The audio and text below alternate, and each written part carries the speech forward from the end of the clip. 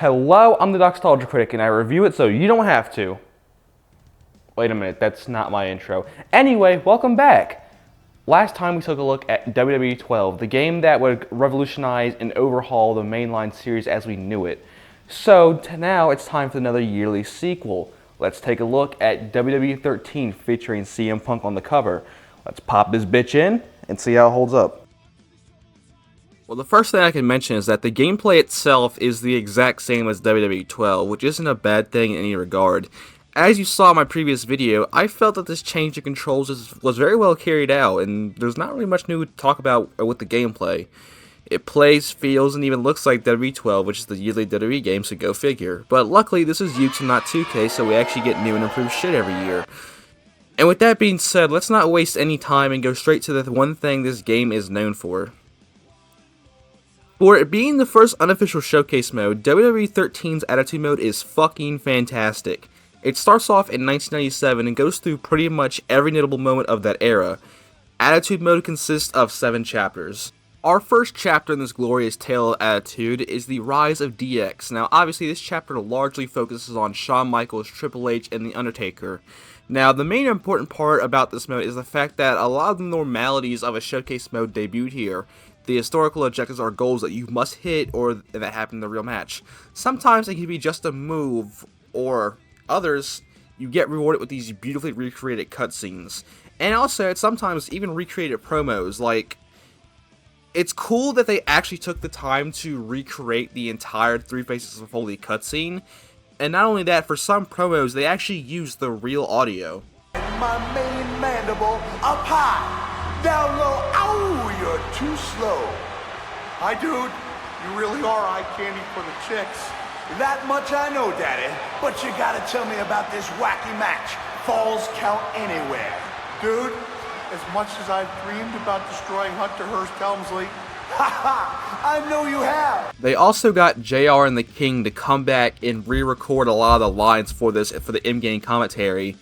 And it's great, but sometimes it's just not perfect. But with the power of editing, let's fix some of these mistakes. What the hell is this? It's gotta be Kane! It's gotta be Kane! What the hell is this? It's gotta be Kane! That's gotta be Kane!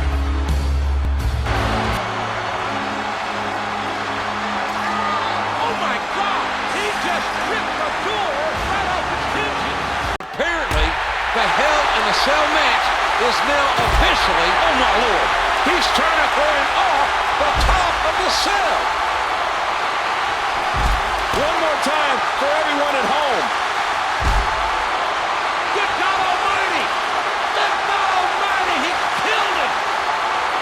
As God is my witness, mankind is broken in half. Good God Almighty! Good God Almighty! They killed him! Oh my God. As God is my witness, he is broken in half! Do you see how much better that is? Now, another mechanic for the Attitude Mode is what they call Attitude Moments, which are literally just QuickTime events. And you better not fuck these up, because if you do, you gotta restart the entire match. And sometimes these QuickTime events can lead to some shenanigans.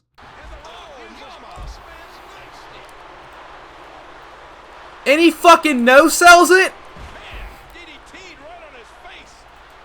You all saw that, right? Now, the next chapter is Austin 316, which is self-explanatory. Now, I think it's funny that 3 years after this game launched, 2K16 would come out, and in my opinion, the Austin showcase in that game is a sort of sequel and a better version of the Attitude Mode. But back to WWE 13, obviously this chapter of the game focuses on the Austin McMahon rivalry and how this is the time where the WWF finally beat WCW. One complaint I do have is that this game will sometimes take random shots at WCW, which is just like, why? Next, we have the Brothers of Destruction chapter, which obviously focuses more on the Undertaker and Kane rivalry of 1998.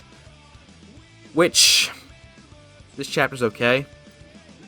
Next, we have the Great One chapter, which, of course, Dwayne has to get his own fucking chapter. Jokes aside, this covers the corporate champion era of The Rock. Now, most of this chapter is spent during the 1998 Deadly Games tournament and covers his feud with Mankind. And speaking of that, we have the Mankind chapter. This covers the story of Mankind winning the WWF title and how he loses at the 1998 Royal Rumble.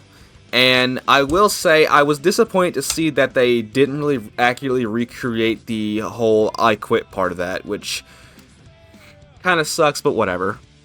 And then we have the official last chapter called WrestleMania 15, which is the lead up to that Mania. It ends with the first Austin and Rock match at Mania, and that's where it officially ends, but there's one more bonus chapter to unlock more wrestlers.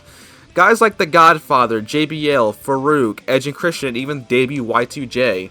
This is called the off-script chapter, and again, this is just a bonus chapter to unlock bonus content, which is really cool to see, especially in 2012 when DLC was really starting to pick up, which we'll get to in a second.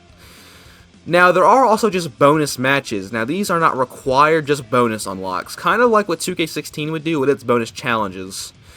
These are matches like Kane and Undertaker at WrestleMania 14, or Shane and X-Pac at 15 for some reason. Now, I feel like, personally, this mode could have gone past 15. Hell, why not include the match at 17 as a bonus?